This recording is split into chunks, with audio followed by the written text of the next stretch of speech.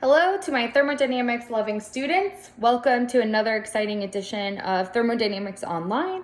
We're going to be continuing with chapter 5. We left off in part 2 on page 241. So we're going to be picking up on page 242 in chapter 5 with section 5.5. Make sure that you feel comfortable with the first two parts of chapter 5 as these topics build upon each other. We looked last time at 5 different types of steady flow processes and how we can set the change in energy over time equal to 0. That's the definition of a steady flow process. Now we're going to be looking at unsteady flow processes and how this changes our energy and mass balance equations. We can no longer set our change in energy over time equal to 0, which has implications towards solving our problems, since we know thermodynamics is all equation manipulation and looking things up in a table.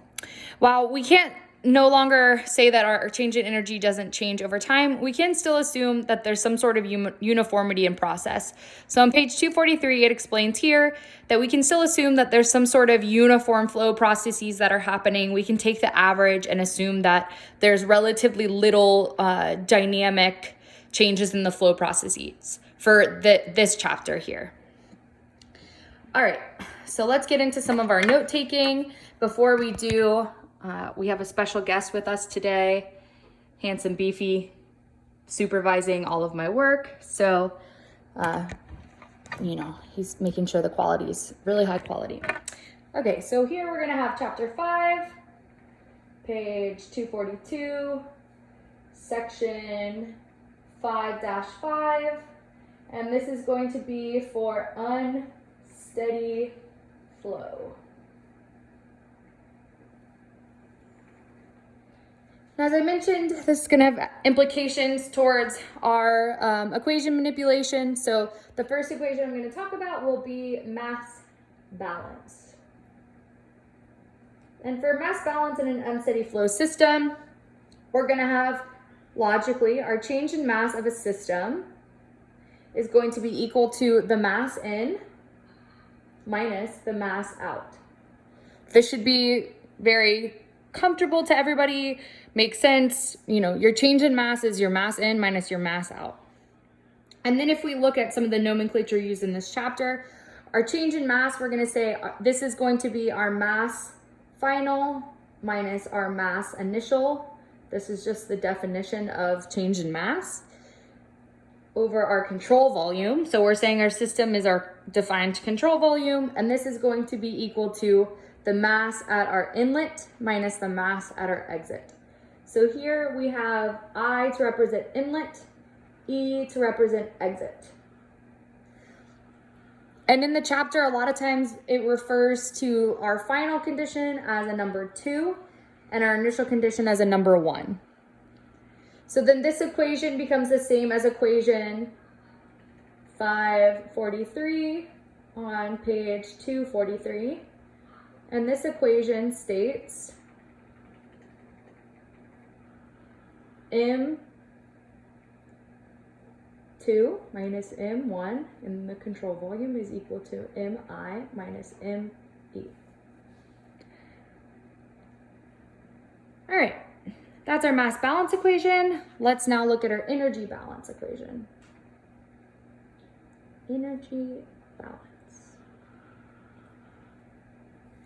In the energy balance, we have our change in energy of a system is equal to the energy in minus the energy out. So the exact same form as any, thermodynamics type equation. It's the same as the mass here. It's the same as some of the other equations we've worked with in chapters 2 and 3 in particular.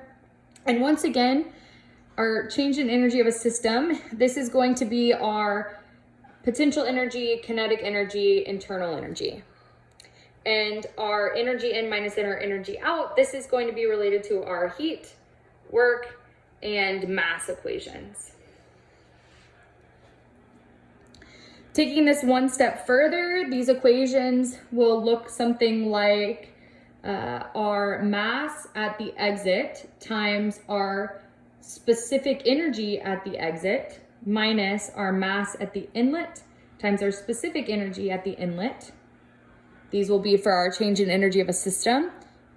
These are going to be equal to the heat coming in plus the work coming in plus the summation of the incoming mass times our flow energy term minus the same thing coming out. So our heat coming out plus our work coming out plus our summation of all the outcoming mass times flow energies. As I mentioned up here as well, the exit and the inlet sometimes can be written with E and I, and the in and the out can be written as 1 or 2.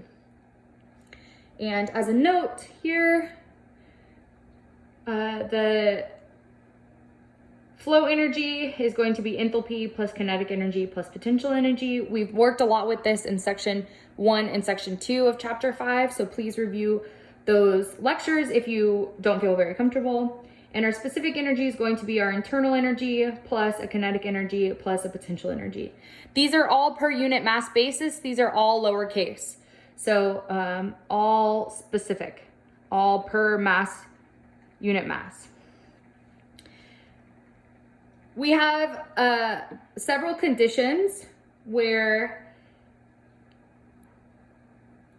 when kinetic energy and potential energy are approximately 0 or negligible, as with some of the example problems we worked before, then your equation becomes Q minus heat minus work. These can still represent our change in heat transfer and our change in work. So these are not going to be designated with in or out yet. This is going to be the overall change in heat and work.